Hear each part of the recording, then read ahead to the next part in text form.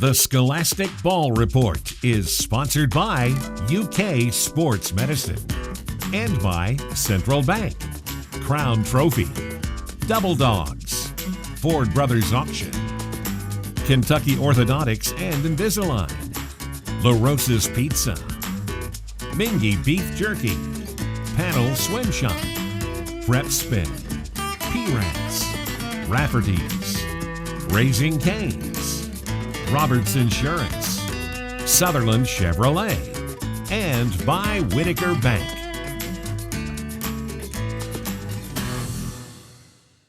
Hello and welcome into the Scholastic Ball Report. I'm Bridget DeVries and I'm your guest host again this week. And as always, we have a great show lined up for you this week. There will be a feature from WKYT that we have on a weekly basis. And in our special feature, our new feature, Behind the Scenes, we will feature Caroline Cooper, who is the basketball manager from Montgomery County High School. And this is a great way to honor some of the people that you don't see behind the scenes that really make our high school sports programs go. Our athlete of the week is an outstanding football player from Lincoln County High School, Mr. Clayton Davis. We're happy to have him on the show this week. And from Nicholasville, we have the Sutherland Chevrolet Drive of the Week. They will take you on down the road for some great sports action on the high school level. UK Sports Medicine and Healthcare, we are going to talk to athletic trainer Casey Riley, and she's going to talk to us a little bit about the importance of sleep and routine in a high school athlete's life. But we know what you want. You want the best highlights in high school sport. Brought to you by our own Brian Milam and Lee K. Howard. Welcome to game time and to high school football championship weekend. The Class 4A title tilt between Franklin County and Boyle County did not disappoint. It exceeded the hype. Let's pick it up in the third quarter. Tied 14-all at the half. Nick Broyles to Zach Claudio, 19-yard score, and Franklin County is up 7. We move to the fourth quarter. Jagger Gillis, the QB keeper, finds the end zone. We're knotted up at 21. Under 6 to play. And after stuffing Boyle County on 4th and goal, the Flyers go 99 yards. Caden Mormon with a touchdown. 28-21 Franklin County. Under 4 to go. Here come the Rebels. Gillis looking and waiting and finds Coleman Clark. Watch the move. Splits 3 guys. 59 yards. We are tied at 28 apiece. Franklin County looking for an answer now late in the fourth. Broyles has not thrown an interception all year until that one. Avery Bodner. Jackson Smith, the best kicker in the state, can win it. But his kick is blocked, and we go to overtime tied at 28. After Boyle County hits a field goal, it's 4th down for the Flyers. Nick Broyles rolls right, and the pass is knocked away. Chaos ensues as Boyle County wins it 31-28.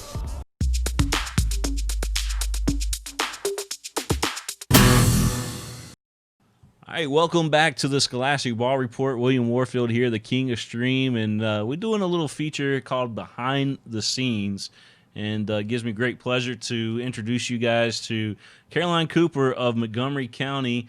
She's the team manager for the boys basketball team, and Montgomery County has got a great asset here as far as Caroline goes. Caroline, I know you come from a great basketball family. I know you love high school sports. But talk to us about what you do, there for the Montgomery County Indians and the boys basketball team. So for the boys team, I make sure that everything is set up for practice. I make sure that they have water and everything ready to go, and water when they need it, for when there's breaks between. And I run the clock for practice, and if they need me to go and get things, I do laundry. I make sure that everything is ready to go for games. I get everything on and off the bus. Basically anything that they need for games or practice, I go and do. I just love the game, and I love the kids. and I love to be involved and help in any way I can. What would a typical game day look like for you? So a typical game day is I go straight down there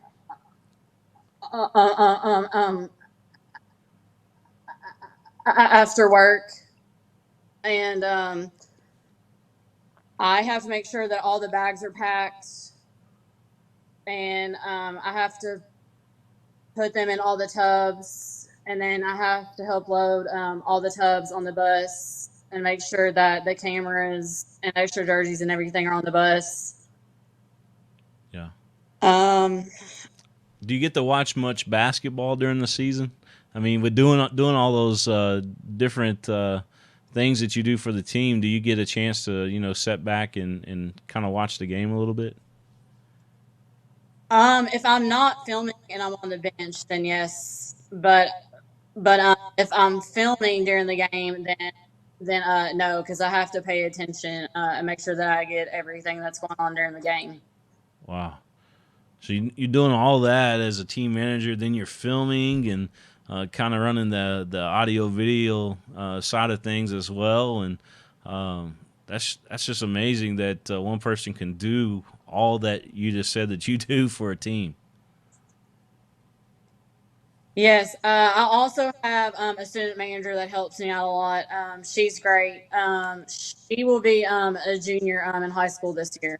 Caroline Cooper, I know Montgomery County's glad to have you there, and you do an outstanding job, and we're glad we can highlight that here on the Scholastic Ball Report. Well, thank you for having me. I appreciate it. Absolutely. We'll see you at a game sometime soon. Yes, sir, you will. And go Indians. All right, Caroline Cooper here on the Scholastic Ball Report. We'll be back after this feature. Mark Stoops and staff were waiting by the fax machines and the phones early this morning as the 2021 signing class started sending in their official documents, making them Wildcats. So far, 18 players from around the state and the country have signed with Kentucky, and Stoops believes a few more could be on the way. Today's signing class was a priority in several areas. UK getting 6 of the top 8 players from the Commonwealth.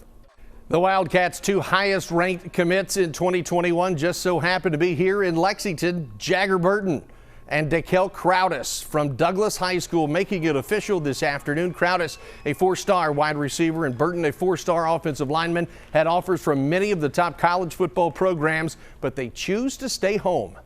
Bowling Green stud tight end Jordan Dingle put the pen to paper this morning to join the Wildcats. Dingle's brother Justice will also transfer in to team up with his brother. The 6'4", 3-star athlete is ranked the 4th best prospect in the state and wants to contribute immediately.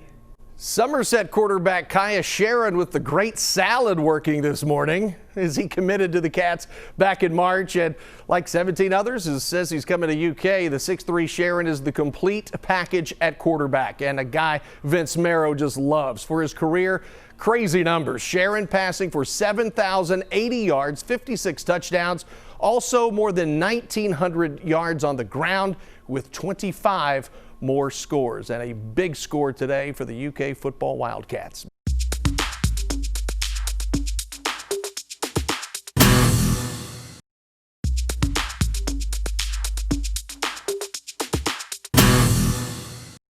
All right, it's time for the Athlete of the Week here on the Scholastic Ball Report. William Warfield here with you, the King of Stream, and I'm excited because we got one of Lincoln County's finest juniors here with us today, and that's Mr. Clayton Davis. What an outstanding season that Clayton had, him and the Patriots. Clayton, man, you rushed the ball 107 times, got 1,080 yards. How did you do it? Big shout out to my O-line. They gave me the opportunity to score, open the holes for me, and my receivers also did a really good job blocking. If you look on film, they both of them just gave me the opportunity to score. Yeah, working or playing under Coach Crutchfield down there at Lincoln County, that's got to be pretty exciting, the kind of football that he puts out there on the field as well. Oh, yeah. So talk to me about this. Not only did you rush the ball, but you also played a little bit of wide receiver. You had 307 yards as a wide receiver, 19 touchdowns on the season. That's just insane, man. Thank you. I feel like last year definitely me playing receiver from last year definitely helped me out here, gave me some experience on the field as playing varsity. Definitely thought it helped me out this year. Yeah. What would you attribute the success of the season for as far as a team goes? I mean, Lincoln County, you guys started out the season with 4 wins in a row. You played a pretty tough schedule, had some big wins in that schedule there. And in a time like this, where COVID's kind of put everything on a delay, so to speak. What would you say looking back and reflecting back on this season? I say we definitely could have played a lot better, but I feel like we definitely surprised a lot of people. I don't think anyone thought we were going to be as good as we were this year. But I feel like we played really good this year. Could have, like I said, could have done better. A bunch of close games we could have won, should have won, etc. Yeah. You play both sides of the ball too. That's something that you don't see very often. But you were a star not only on the offensive attack but also on defense. And I should mention this as well because we're a big defensive outlet, so to speak. We love seeing that defense. But 53 tackles, 43 solo tackles for you, and you credit that to your speed. I'm not afraid to make a hit on somebody. Don't matter how big they are. Yeah, my speed definitely helps, but I feel like I'm not scared to hit anyone. You sound like you're a multi-sport athlete. What other sports do you play? I'll play basketball and I'll run track this year. Yeah, I've kind of figured that because just looking at your outstanding numbers here and just knowing how much speed that you've got out there, hearing Coach talk about you and Tim Estes talking about you and all that good stuff down there. Lincoln County's got a star in you, man. Yeah, appreciate it. All right, man. Well, thanks for joining us here today on the Scholastic Ball Report. Clayton Davis of Lincoln County High School.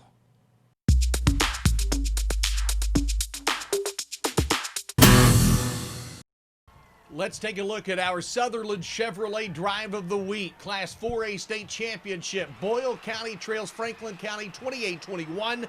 Jagger Gillis to Coleman Clark, who makes a man miss and then goes 59 yards for the game-tying touchdown. The Rebels would win in overtime, claiming the school's 9th state title since 1999. Congratulations to Coleman Clark of Boyle County. That's our Sutherland Chevrolet Drive of the Week.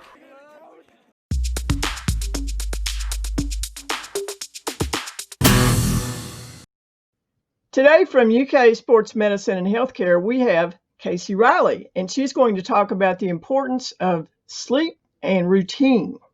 So, Casey, thank you so much for being here with us today.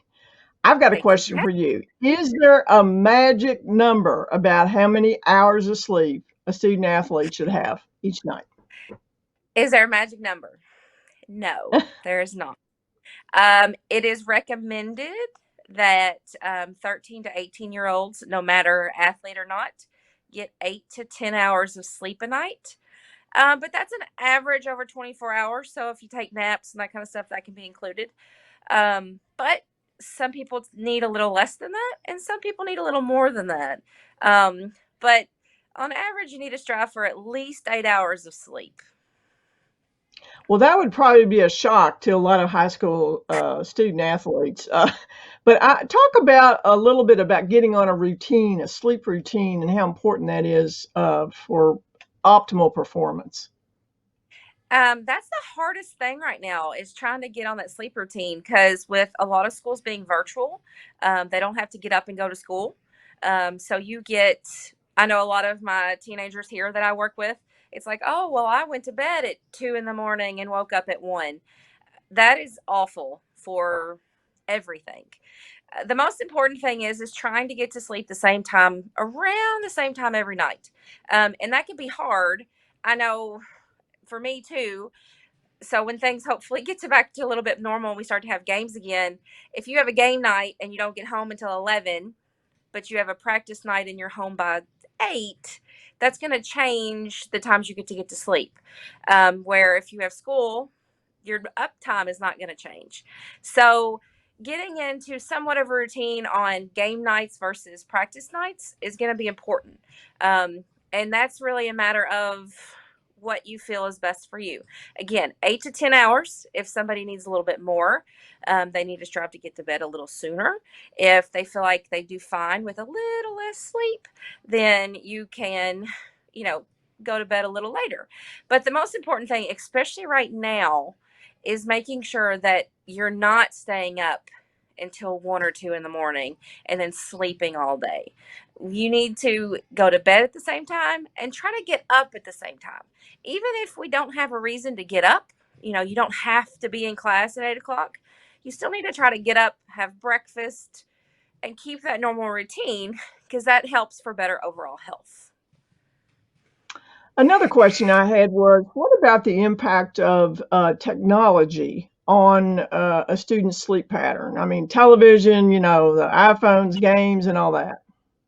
Huge.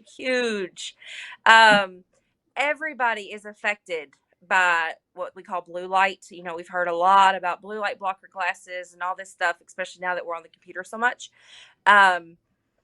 So much impact.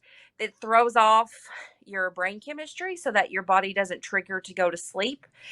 So you got to put it away. And that goes back to that routine. If you try to set your routine where you sleep at 10 o'clock every night. By about 9 o'clock, your devices need to be put away. Take your phone, put it on a charger. If you need it for an alarm, put it in a drawer or put it face down so that the temptation's not there every time a notification comes through. Put on the do not disturb on your phone so the notifications don't come through. Turn off the Xbox, the PlayStation, and the TV and just have some quiet downtime. Technology and the feedback we get from it changes everything. It can change your mood. It can disrupt your sleep. It can do so much stuff. Put it away. Time to put them away. Well, that is great advice. And thank you so much, Casey Riley from UK Sports Medicine and Healthcare. So the importance of sleep in a student athlete's routine. Thank you so much for being with us today. Thank you for having me.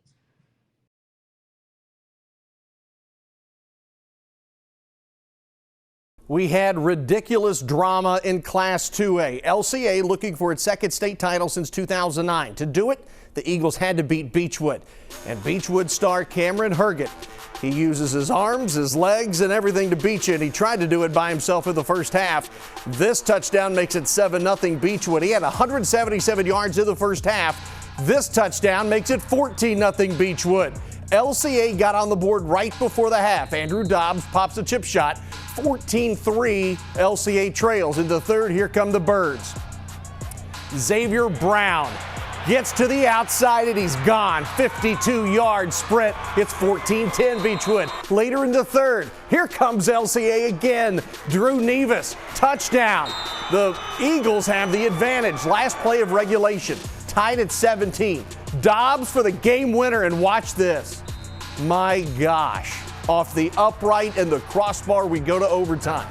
Beechwood grabs the lead in overtime, but Xavier Brown cuts into it, 24-23. And now it's time for the extra point, and there is no way Dobbs would be able to make that because Beechwood just bull rushed him.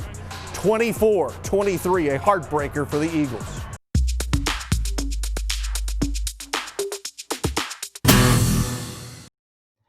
Well, that's our show for this weekend, and it's our last show before the holiday break. Special thanks go to William Warfield, the king of stream, who is our web stream videographer. I say Merry Christmas to you and Happy New Year, and we will see you in January. And remember, for those you see and those you don't see, you keep your eye on the Scholastic Ball Report.